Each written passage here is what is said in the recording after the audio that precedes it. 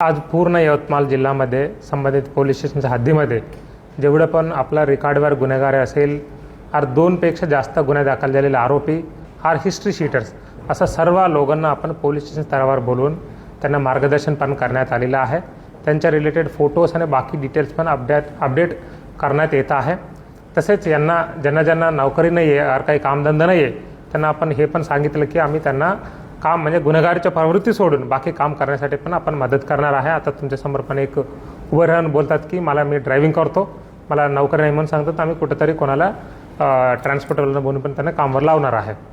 आम्ही यवतमाळ डिव्हिजनसाठी मी आलो, इथे मुख्यालयामध्ये 67 लोक आहे आणि पूर्ण जिल्ह्यावर मला असं वाटतात की एक 300-400 लोकांच्या हिस्ट्री शीटर्स आणि गुन्हेगारच्या अपडेशन झालेलं असेल। तुम्हाला संध्याकाळपर्यंत मी डिटेल देतो। भरपूर लोक आहे, म्हणजे गरफोडीवाला आरोपी आहे, चोरीवाला आरोपी आहे आणि शारीरिक विरुद्ध म्हणजे 307, 302 सारखा पण आरोपी आहे। सर्व प्रकारच्या आरोपीला आपण बोलवण्यात आलेलं आहे।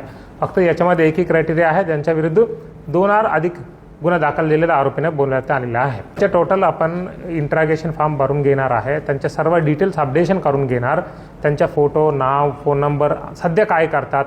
आपला मुख्य उद्देश आहे की हे लोक गुन्हेगारीच्या प्रवृत्ती सोडल्या पाहिजे आणि त्यांना काहीतरी कामधंदा मिळाला पाहिजे, असं त्यांना आपण मार्गदर्शन करतो आणि त्यांच्या सर्वांच्याकडून पण आपण प्रतिज्ञा पण करून घेणार आहे की आम्ही परत गुन्हे करणार नाही म्हणून।